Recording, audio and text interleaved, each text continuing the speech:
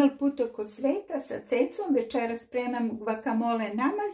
To je zapravo najveće kulinarsko remek delo koje dolazi iz meksičke kuhinje. Pored Meksika koristi se dosta u Americi, u čitavoj Evropi.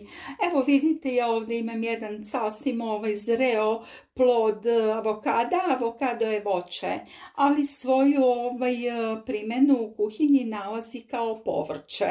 Ja ću sada otvoriti ovaj avokado.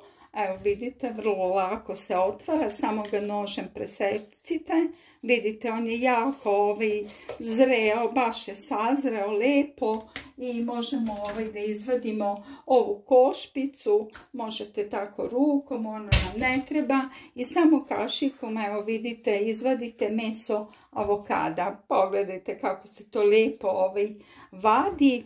Zaista vrlo je bitno da avokado, kažem, bude zreo. Evo, vidite kako je to lepo, zaista baš je divno. Divno je, dobro je sazreo, tako da vrlo lako, kažem, možete da izvadite meso avokada. Zatim ćemo naseckati svež paradajz. Evo vidite, nama ne treba ovaj deo, samo koristimo semenke, odbacujemo, ovaj drugi deo koristimo. Iseckat ćemo sitno. Evo vidite kako ja to radim.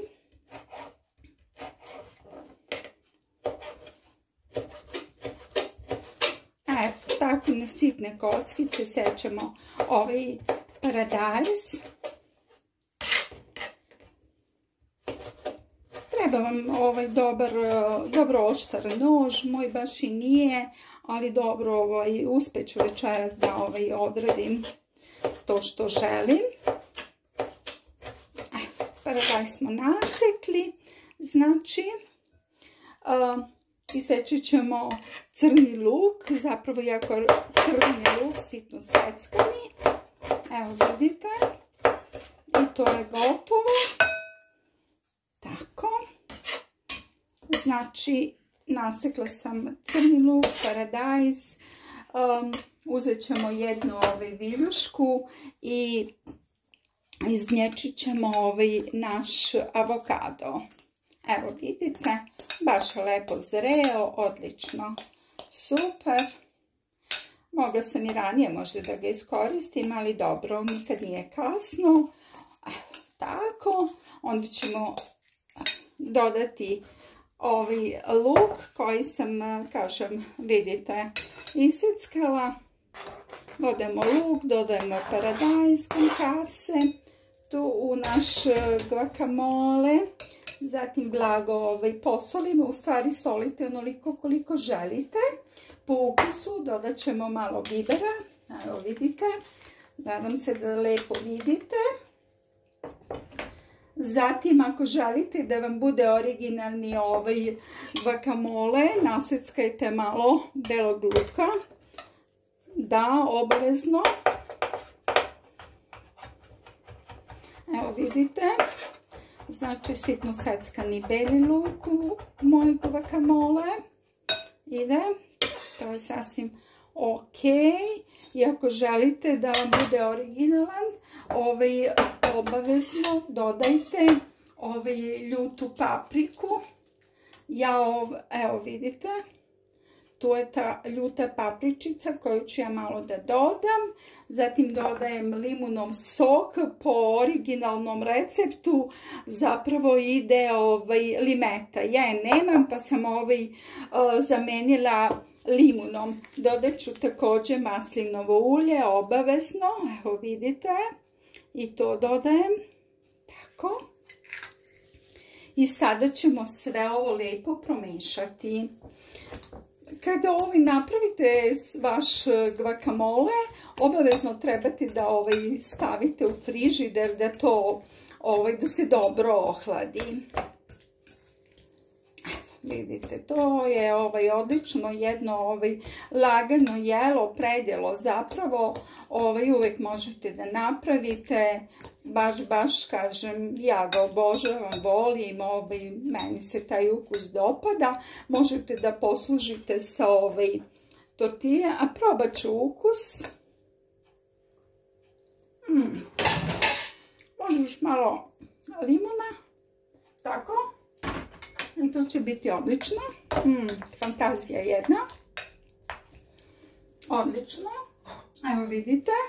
Možete da poslažite na tostu ili na nekom čipsu.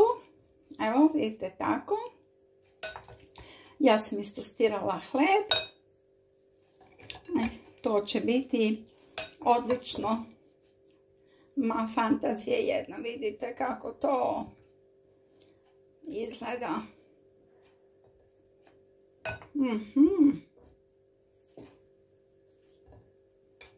Evo tako.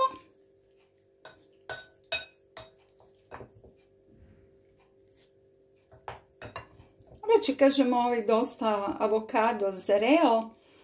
On bi mogao da bude i ranije iskorišćen. Ali evo, to je to. Vidite kako fino to deluje. Izgleda, ukus je fantastičan. Kažem, ja sam probala. Zaista je divno. Vama preporučujem da napravite i da uživate, dragi prijatelji. Pogledajte vi to kako je zaista božanstveno. Zaista, zaista. Eto. Vrlo lako i brzo se napravi. Evo, probat ću da vidim kakvog je ukusa. Fantazija. Zaista predivno. Možete malo sitnu seckan peršun da dodate. Da. To sam zaboravila. Sitno seckan svež peršun. Ja nemam svež, ali ću dodati malo ovog suvog peršuna.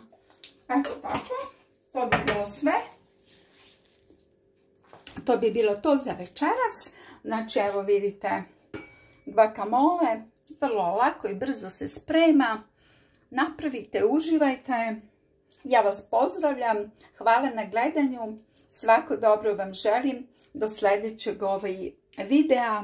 Vidimo se. Prijatno, dragi moji, i hvala na gledanju.